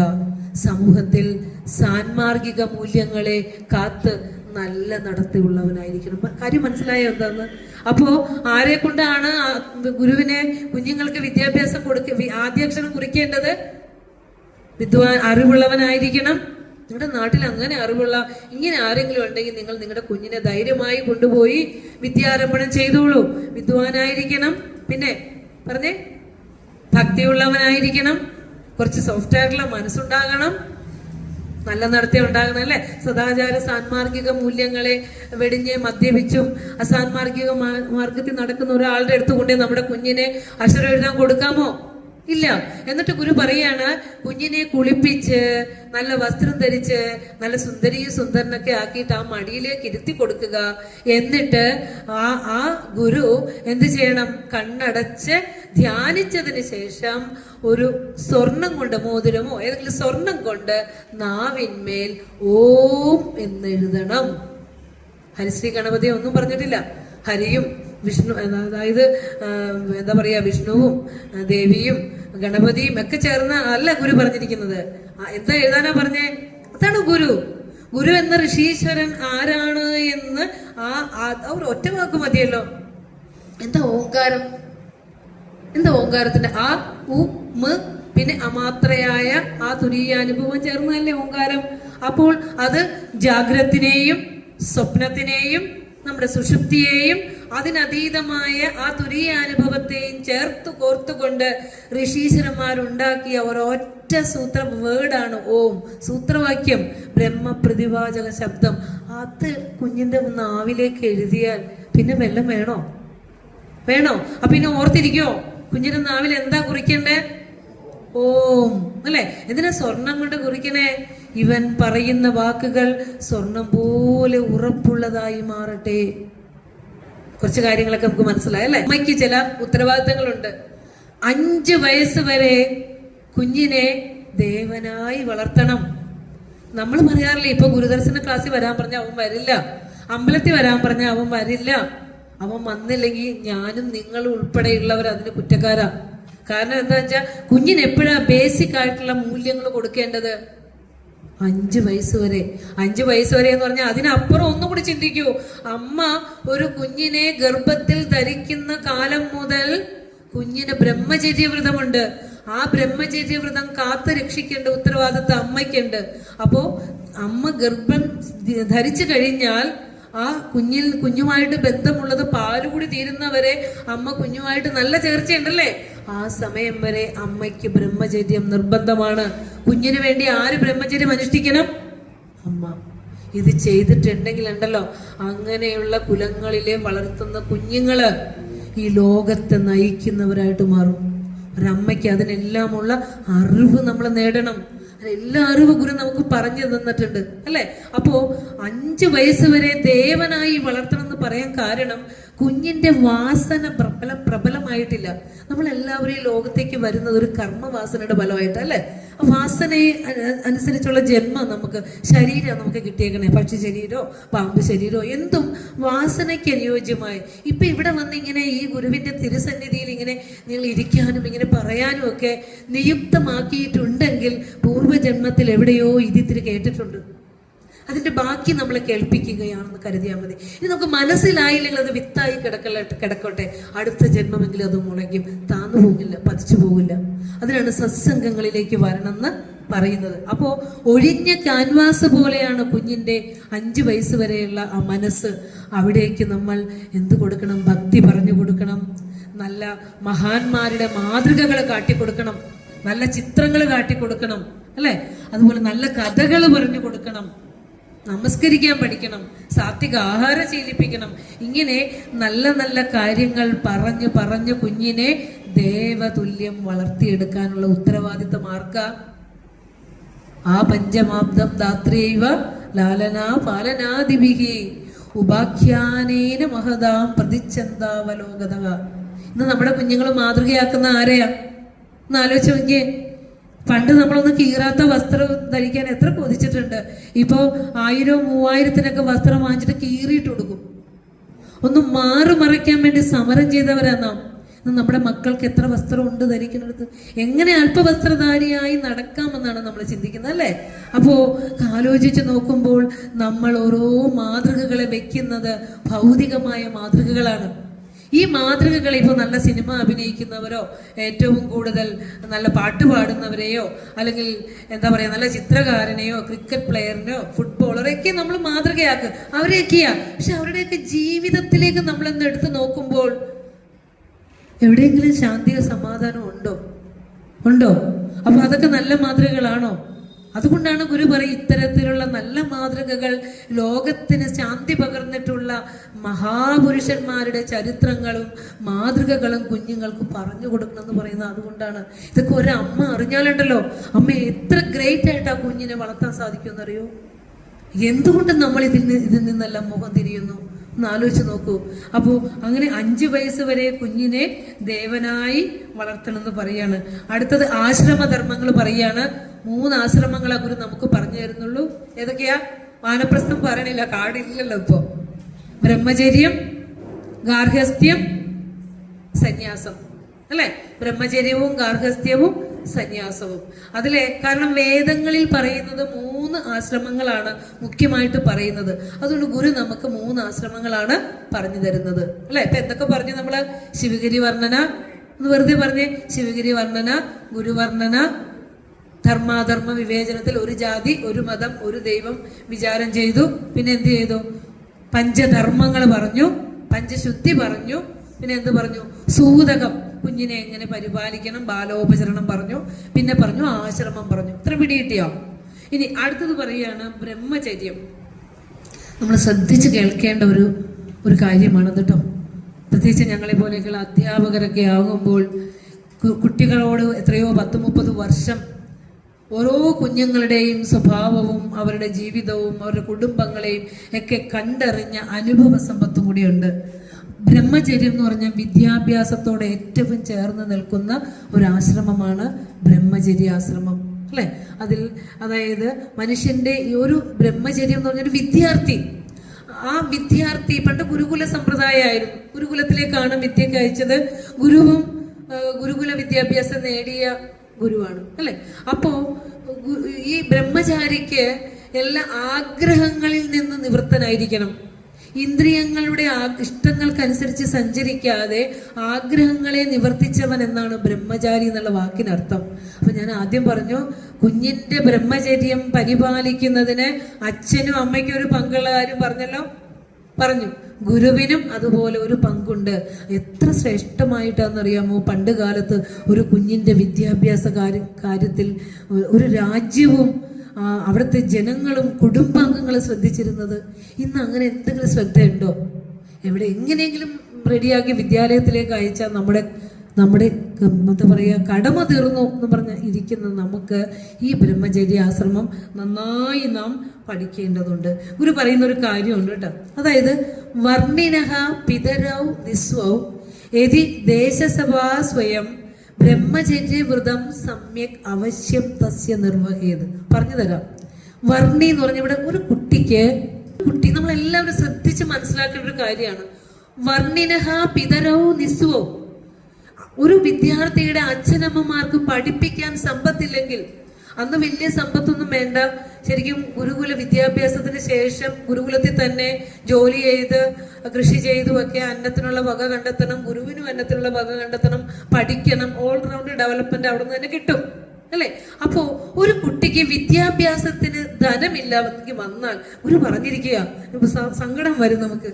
വർണ്ണിനഹ പിതരവ് നിസ്സു യതി ദേശസഭാ സ്വയം. ദേശസഭയുണ്ടല്ലോ, ആ ദേശസഭ ബ്രഹ്മചര്യവ്രതം സമ്യക് അവശ്യം തസ്യ നിർവഹയത്.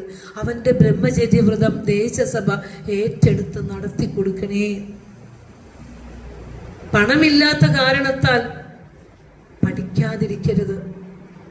ഭഗവാന്റെ അനുഗ്രഹം കൊണ്ട് പണമില്ലാതിരുന്നൊരു കാലഘട്ടത്തില് പഠിക്കാൻ നിരവധി സഹായങ്ങളൊക്കെ ഏറ്റുവാങ്ങിയ ഒരാളാണ് ഞാൻ.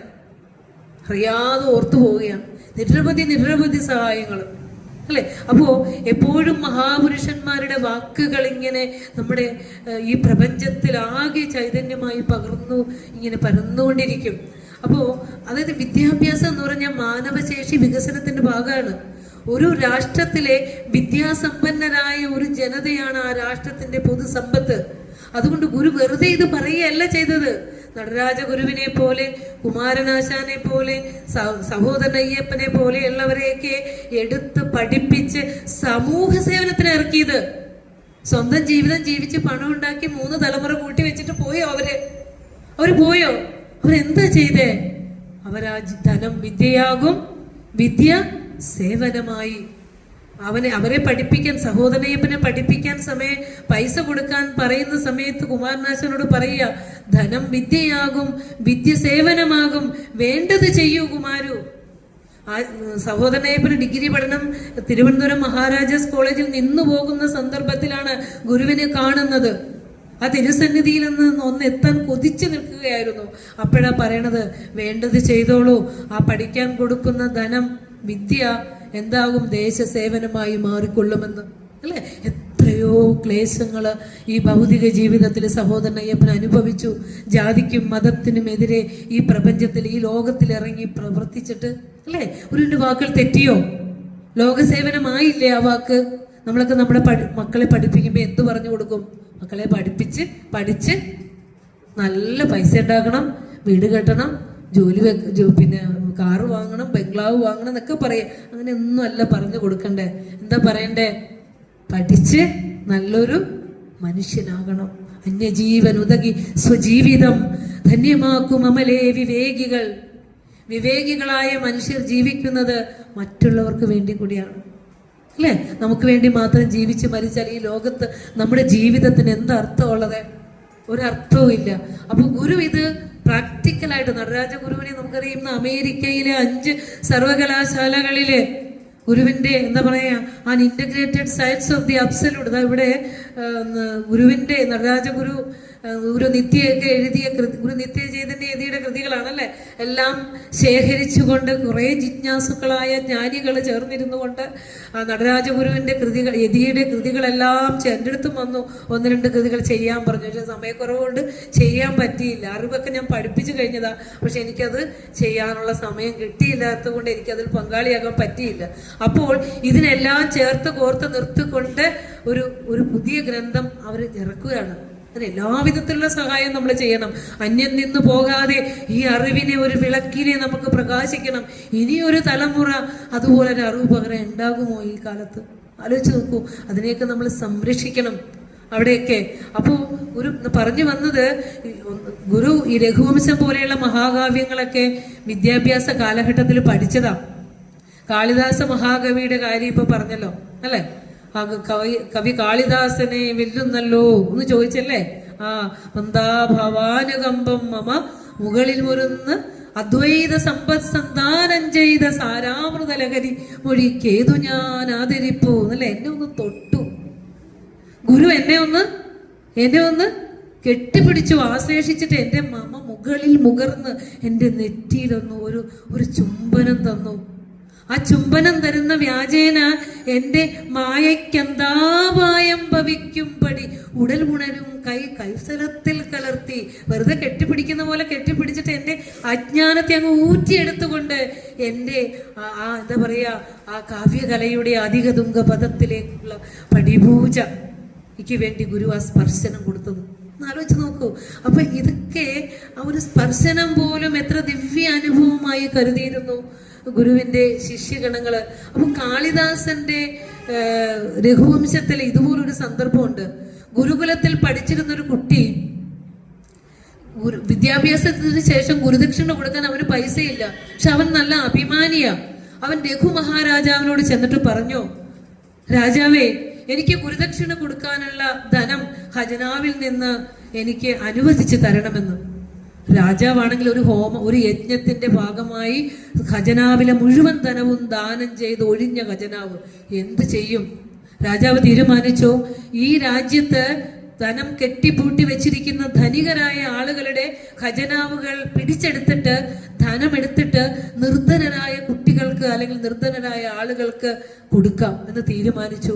ആദ്യം അളകാപുരിയിലെ രാജാവായ അളകാപുരിയിലെ കുബേരന്റെ ഖജനാവാണ് പിടിച്ചെടുക്കാൻ തീരുമാനിച്ചത്. കുബേരൻ അത് അറിഞ്ഞ് മുഴുവൻ കഷ്ടപ്പെടണ്ടല്ലോ എന്ന് കരുതി പകുതി എടുത്ത് ദ്വാരകയുടെ മുകളിൽ ഇങ്ങനെ വിതറുക ചെയ്യുന്നത്, അല്ലേ? അപ്പൊ ഇതൊക്കെ സൂചിപ്പിക്കുന്നത്, പക്ഷെ ആ കുട്ടി അതിൽ നിന്ന് അവന് ഗുരുദക്ഷിണ കൊടുക്കാനുള്ള ഭാഗം മാത്രമേ അവൻ സ്വീകരിച്ചുള്ളൂ, ബാക്കി സ്വീകരിച്ചില്ല. അതാണ് ആ കാലഘട്ടത്തിലെ കുട്ടികളുടെ തെളിച്ചവും അറിവും ഗുരുഭക്തിയും അഭിമാനിതയൊക്കെ. അപ്പോൾ അത് 1-ാം നൂറ്റാണ്ടായിരിക്കണം കാളിദാസ കവിയുടെ ജീവിത കാലഘട്ടം. ആ കാലഘട്ടത്തിൽ പോലും ഒരു കുട്ടിയുടെ വിദ്യാഭ്യാസത്തിന് ഒരു രാജ്യം എത്ര ശ്രദ്ധ ചെലുത്തിയിരുന്നു, അല്ലേ? അതുകൊണ്ടാണ് ആശാൻ പറഞ്ഞതല്ലേ, മാതാവെ പോൽ മനസ്സിൽ കരുണ, ജനകനെ പോലവേ ക്ഷമചിന്ത, വേദത്തെ പോലെ ഓതുന്നറിവ് നൃപതിയെ പോലെ പാലിച്ചിടുന്നു, ഇന്നേതല്ലോർത്താലെനിക്കൻ ഗുരുപദം അതിനെ സന്തതം ഞാൻ തൊഴുന്നേൻ. പലപ്പോഴും ഇവിടെ ടീച്ചർ പറഞ്ഞ പോലെ സംസാരിക്കുമ്പോൾ പലപ്പോഴും സംസാരം നിന്നുപോകും. കാരണം അത്രയും അനുകമ്പ ഒരു ശരീരം സ്വീകരിച്ച് വന്നതാണ് എൻ്റെ ഗുരു, നമ്മൾ പറയും, അല്ലേ? അപ്പോൾ എല്ലാതും ഒരു അച്ഛൻ മക്കൾക്ക് എന്തെല്ലാമാണോ വേണ്ടത് കൊടുത്തത്, അല്ലേ? അതായത് ദൈവത്തിന്റെ മുമ്പിൽ കൊണ്ടുവന്ന് മദ്യവും മാംസവും രക്തവും ഒഴുക്കിയപ്പോ അത് ചെയ്യല്ലട മക്കളെ എന്ന് പറഞ്ഞുകൊണ്ട് സാത്വിക ദൈവത്തെ തന്നുകൊണ്ട് ആ എന്താ പറയാ നല്ല നാമങ്ങൾ തന്ന് നല്ല ദൈവത്തെ തന്ന് നല്ല വഴിയിലൂടെ നമ്മെ നടത്തിയെടുത്ത ഗുരു, അല്ലേ? അപ്പോ ഒരു കുട്ടിയുടെ ഇവിടെ നമുക്ക് പറയാനുള്ളത്, SNDP യോഗത്തിന്റെ കീഴിലാണെങ്കിലും നമ്മൾ ഒരു ക്ഷേത്രമുണ്ടെങ്കിൽ പോലും നമ്മൾ പണിയെടുക്കുന്ന പൈസയുടെ ഒരംശം നമ്മൾ ദേവഘടമായി കൊടുക്കുന്നുണ്ടെങ്കിൽ പ്രാദേശികമായ ക്ഷേത്രങ്ങളിൽ മാത്രമേ കൊടുക്കാവുള്ളൂ. ഒരു 5 പൈസ ഈ കോമ്പൗണ്ട് വിട്ട് പുറത്തേക്ക് പോകരുത്. കാരണം പൈസ കൊടുത്താൽ നമുക്ക് ഭൗതിക സുഖഭോഗങ്ങൾ കിട്ടില്ല എന്ന് ആദ്യം അറിയുക. എന്നിട്ട് ആ ധനം നമ്മുടെ ഭണ്ഡാരത്തിൽ നിക്ഷേപിക്കുകയും ആ ധനം കൊണ്ട് ഈ പ്രദേശത്തെ നിർധനരായ കുട്ടികളുടെ വിദ്യാഭ്യാസത്തിന് ഉപയോഗിക്കുകയും ഈ പ്രദേശത്തെ വ്യാവസായികമായ ഉയർച്ചയ്ക്ക് അത് ഉപയോഗിക്കുകയും വേണം. ഈ ബുദ്ധി നമുക്ക് ഉണ്ടാകണം, ഉണ്ടാവണം, അല്ലേ?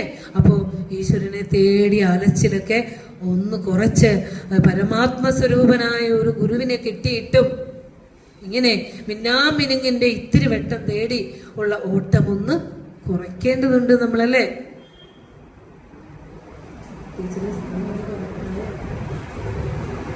ധർമ്മത്തിൽ വിദ്യാർത്ഥിയുടെ ഒരു കുട്ടിക്ക് പഠിക്കാൻ അവൻ നിർധനനാണെങ്കിൽ ദേശസഭ അത് ഏറ്റെടുക്കണം. നമുക്ക് അറിവുള്ള പരിചയത്തിലുള്ള നിർധനരായ കുട്ടികൾ ഉണ്ടെങ്കിൽ അത് പരിചയപ്പെടുത്തലുകൾ വേണം. കാരണം അത് അനുഭവിച്ച ഒരാളാണ് ഞാൻ, കേട്ടോ.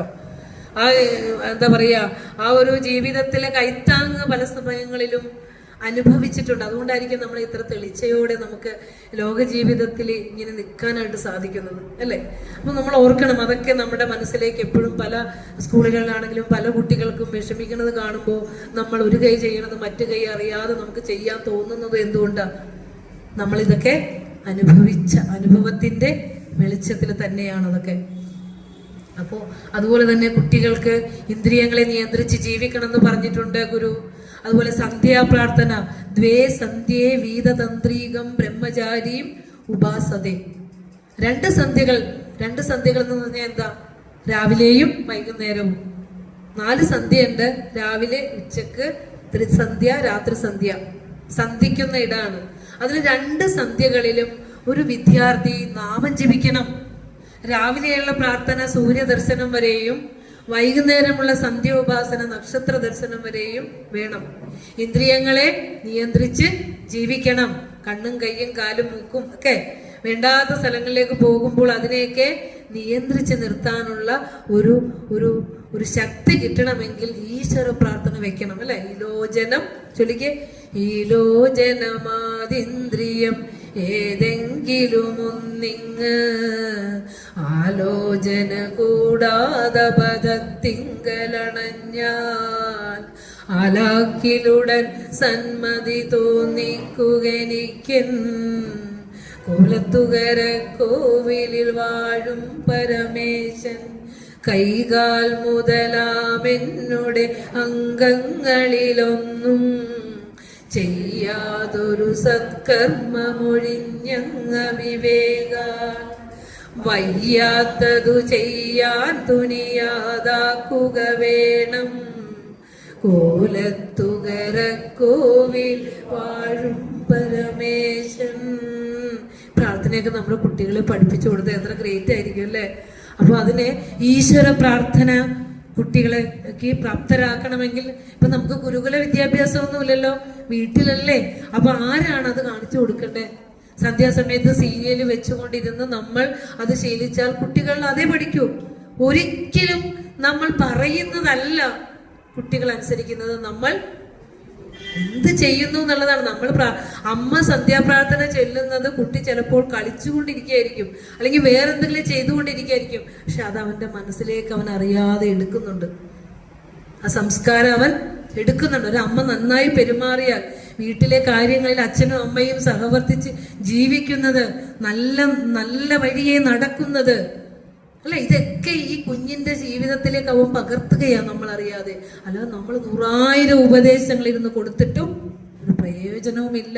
നമ്മൾ ജീവിതത്തിൽ എന്താണോ പ്രവർത്തിക്കുന്നത് നമ്മുടെ മക്കൾ അതായി മാറും, അല്ലെ? ഇവൻ എന്താ ഇങ്ങനെ ആയി പോയേ എന്ന് പല അമ്മമാരും നമ്മുടെ മുമ്പിൽ ഒന്ന് ചോദിക്കാറുണ്ട്. തിരിച്ച് അവരോട് തന്നെ ചോദിക്കുക, എന്താ ഇങ്ങനെയായി പോയേ, അല്ലേ? നമ്മൾ കുറേ കുറ്റക്കാരാണ്. കുഞ്ഞിന്റെ ബ്രഹ്മചര്യ കാലത്ത് നമ്മൾ വേണ്ട രീതിയിൽ കുഞ്ഞുങ്ങളെ ഭക്തിയിലേക്ക് അടുപ്പിക്കാനോ വേണ്ട കാര്യങ്ങൾ പറഞ്ഞു കൊടുക്കാനോ ഉള്ള അറിവ് നമുക്ക് ഇല്ലാതെ പോയി. ജീവിതത്തിന്റെ 2 അറ്റവും കൂട്ടിമുട്ടിക്കാനുള്ള ഓട്ടപ്പാച്ചിലിനിടയിൽ ഇതൊന്നും നമുക്ക് സാധിച്ചില്ല, അല്ലെ? ഇനിയെങ്കിലും നമ്മുടെ കുഞ്ഞിപ്പോ ഈ ഒരു തലമുറ കഴിഞ്ഞു, നമ്മുടെ കുഞ്ഞു മക്കൾക്ക് 5 വയസ്സിനുള്ളിൽ നിങ്ങൾ ഈ ബേസിക് കാര്യം പഠിപ്പിച്ചിട്ടുണ്ടോ, അവനെ നിങ്ങൾക്ക് ഏറ്റവും വലിയ മഹാനാക്കി മാറ്റാൻ പറ്റും. പക്ഷെ അത് കഴിഞ്ഞ് നമ്മൾ പഠിപ്പിക്കാൻ ശ്രമിച്ചാൽ അവരെ വരില്ല എന്നുള്ളതിന് ഒരു സംശയവുമില്ല.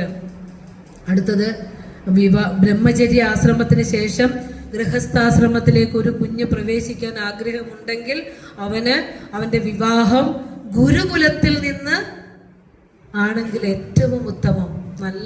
അപ്പൊ കുട്ടികൾ എന്നോട് ചോദിക്കും, ഇത് പഠിപ്പിക്കും ടീച്ചറെ, ഒരു ജാതി എന്ന് പറഞ്ഞിട്ട് ഗുരു എന്താ അങ്ങനെ പറഞ്ഞേ? അപ്പൊ ഞാൻ പറഞ്ഞു, മക്കളെ, ഗുരുകുലം എന്ന് പറഞ്ഞാൽ ഈഴവ ജാതി എന്നോ അല്ലെങ്കിൽ വേറെ എന്തെങ്കിലും ജാതി നല്ല അർത്ഥം, അല്ലെ? ഗുരുകുല സമ്പ്രദായത്തിൽ ഒരു ഗുരുവിൽ നിന്നും നല്ല അറിവുകൾ നേടിയ, നല്ല കുലത്തിൽ ജനിച്ച, നല്ല സംസ്കാരമുള്ള ഒരു പെൺകുട്ടിയെ സ്വീകരിക്കണം. കാരണം ഇപ്പുറത്തെ സൈഡ് ഗുരുകുലത്തിൽ നിന്ന് പഠിച്ചേക്കണത്, അപ്പുറത്തെ സൈഡ് ഇതൊന്നുമില്ല, വിളക്ക് പോലും കത്തിക്കില്ല, സന്ധ്യാനാമവും ഇല്ല, കുളിക്കില്ല. നമ്മൾ ചെന്ന് അഡ്ജസ്റ്റ് ചെയ്യാൻ പറ്റുമോ? ഇല്ല. അതുകൊണ്ട് ഗുരു പറഞ്ഞ നല്ല കുലത്തിൽ ജനിച്ചതും കുലീനയും ആയ ഒരു പെൺകുട്ടിയെ തിരഞ്ഞെടുക്കുമ്പോൾ ഗുരുവും അച്ഛനും അമ്മയും അനുഗ്രഹിച്ചിരിക്കണം, ഇല്ലെങ്കിൽ ധർമ്മത്തിൽ നിന്ന് പതിച്ചു പോകും. പിന്നെ വിവാഹത്തിന് ഇന്ന് ദൗർഭാഗ്യവശാൽ നമ്മുടെ പെൺകുട്ടികൾ ആരും വിവാഹത്തിന് തയ്യാറാകുന്നില്ല. ഒറ്റ പെൺകുട്ടികളുള്ള വീട്ടിലെ അമ്മമാര് പോലും അവർക്ക് പറയാൻ പറ്റുന്നത്. ഇപ്പൊ ജിജു ടീച്ചറൊക്കെ ഇരിക്കുന്നു, കൗൺസിലിംഗ് ഒക്കെ നടത്തണം, ടീച്ചർക്കൊക്കെ ഒത്തിരി എക്സ്പീരിയൻസ് ഉണ്ടാവും ഇത് വിഷയത്തിൽ. അവർ പറയുന്ന പല കാര്യങ്ങളും പൂർവികമായ മനുഷ്യരുടെ അനുഭവങ്ങളിൽ നിന്ന് അവർ പറയുന്ന കാര്യങ്ങൾ കേൾക്കുമ്പോൾ നമ്മൾ ചിന്തിച്ചു പോകും. പക്ഷെ നമ്മൾ പറഞ്ഞു കൊടുക്കേണ്ട ഒരു കാര്യമുണ്ട്. ഒരു കുഞ്ഞിന് ജന്മം നൽകാൻ ഒരു സ്ത്രീക്കല്ലേ പറ്റുള്ളൂ, പുരുഷന് പറ്റില്ലല്ലോ. അപ്പൊ ഒരു കുഞ്ഞിന് ജന്മം നൽകേണ്ടത് ഒരു സ്ത്രീയുടെ കർത്തവ്യമാണ്. അപ്പൊ സ്ത്രീ ആ ധർമ്മത്തിൽ നിന്ന് പതിച്ചു പോവുകയാണ്. കാരണം അവളെ പ്രസവിച്ചത് ഒരു അമ്മയാണ്. അവൾക്ക് രോഗം വരുമ്പോൾ അവളെ ചികിത്സിക്കുന്ന ഒരു ഡോക്ടർ ഒരു അമ്മയ്ക്ക് ജനിച്ചതാ. അവളെ പഠിപ്പിച്ച അധ്യാപകൻ ഒരു അമ്മയ്ക്ക് ജനിച്ചതാ, അല്ലേ?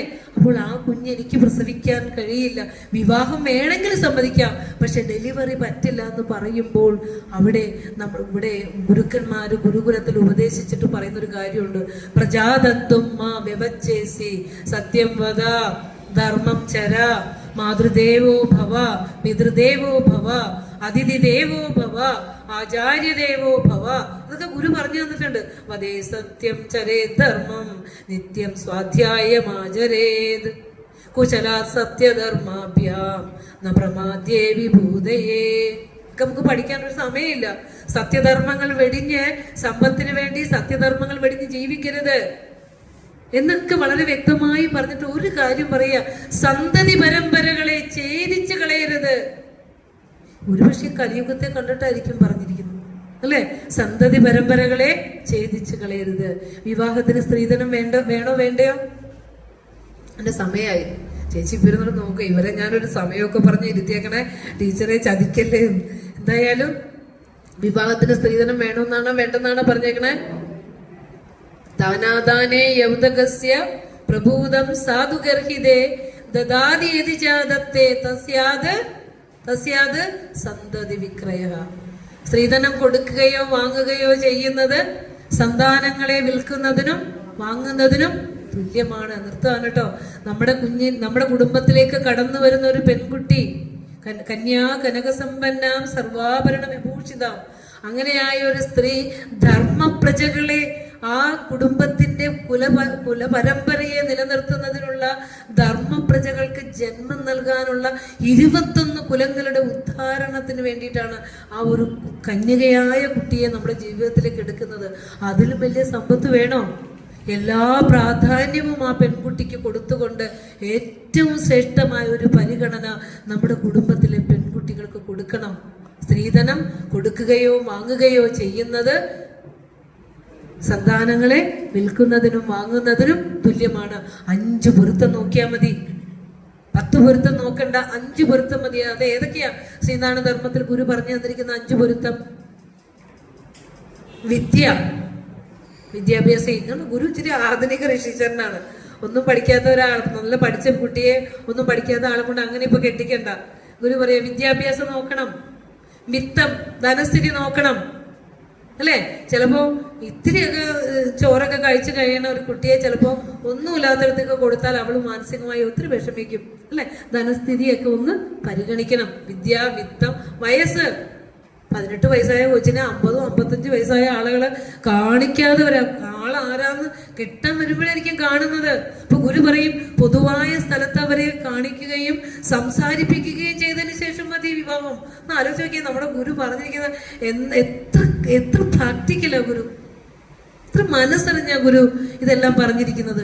വിദ്യ, വിത്തം, വയസ്സ്, അല്ലെ? വയസ്സ്, ധനം, അല്ലെ? വിദ്യ, വിത്തം, ധനം ആദ്യം പറഞ്ഞു. ശീലം, സ്വഭാവം ഏറ്റവും പ്രധാനമാണ്, അല്ലെ? സ്വഭാവം ശ്രദ്ധിക്കണം. വിദ്യ, വിത്ത, വയം, രൂപം, സൗന്ദര്യം.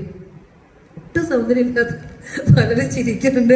ടീച്ചറെ എന്തിനാ, ഞാനല്ല ഗുരുവാ പറഞ്ഞിരിക്കുന്നത്. പക്ഷെ മനസ്സിലാണല്ലോ സൗന്ദര്യം, അല്ലെ? പുറത്തെ സൗന്ദര്യം ഒന്നും അല്ലല്ലോ കാര്യം. അപ്പോ എന്താണ് 5 പൊരുത്തം? അത് പറഞ്ഞുകൊണ്ട് എൻ്റെ ക്ലാസ് ഇന്ന് സമാപിക്കുകയാണ്. ഏതാ 5 പൊരുത്തം? ഇവിടെ മക്കൾക്ക് വിവാഹം ആലോചിക്കുമ്പോൾ വിദ്യാഭ്യാസം നോക്കണം, ധനസ്ഥിതി നോക്കണം, വയസ്സ് നോക്കണം, സൗന്ദര്യം നോക്കണം, സ്വഭാവം നോക്കണം, അല്ലെ? അപ്പോ ഏതായാലും ഇനിയും നമുക്ക് കിടക്കുന്നു ഏറ്റവും പ്രധാനപ്പെട്ട എന്താ പറയാ അധ്യായങ്ങൾ 8, 9, 10 ഒക്കെ കിടക്കണു. അതിന് നമുക്ക് ആ പഞ്ചമഹായജ്ഞങ്ങളൊക്കെ പറയണമെന്നുണ്ടായിരുന്നു, നമുക്ക് സമയമില്ല. എന്തായാലും ശ്രീനാരായണ ധർമ്മം എന്ന ശ്രീനാരായണ സ്മൃതി നമ്മുടെ കുടുംബ ജീവിതത്തിൽ നമ്മൾ കയ്യിൽ വെക്കേണ്ട കൈപ്പുസ്തകമാണ്. അത് നമ്മൾ പഠിക്കണം. അതനുസരിച്ച് ജീവിതം ചിട്ടപ്പെടുത്തിയാൽ നമ്മൾ ഏറ്റവും ശാന്തവും സുഖവുമായ ഒരു ജീവിതത്തിലേക്ക് നമുക്ക് എത്താൻ സാധിക്കും. അതുകൊണ്ട് ഇത്തരത്തിലൊരു വേദി ഒരുക്കിയ ഗുരുധർമ്മ പ്രചരണ സഭയുടെ പ്രവർത്തനങ്ങൾ എന്നുമെന്നും നാൾക്ക് നാൾ പ്രോജ്വലിപ്പിച്ചുകൊണ്ട് എന്നുമെന്നും അറിവിൻ്റെ വെളിച്ചം ജനങ്ങളിലേക്ക് പകരാനാകട്ടെ എന്ന് പറഞ്ഞുകൊണ്ട് എന്നെ ഈ വേദിയിലേക്ക് ക്ഷണിച്ച വിശിഷ്യ ടീച്ചർ വളരെ കരുണയോടെ സ്നേഹത്തോടെ ടീച്ചറിൻ്റെ വിളി കേൾക്കുമ്പോൾ തന്നെ ഞാൻ എത്തിക്കൊള്ളാം ടീച്ചറെ എന്ന് പറഞ്ഞത് അല്ലേ. അപ്പോൾ എല്ലാവർക്കും നന്ദി പറഞ്ഞുകൊണ്ട് എൻ്റെ വാക്കുകൾ ഗുരുവിൽ സമർപ്പിക്കുന്നു.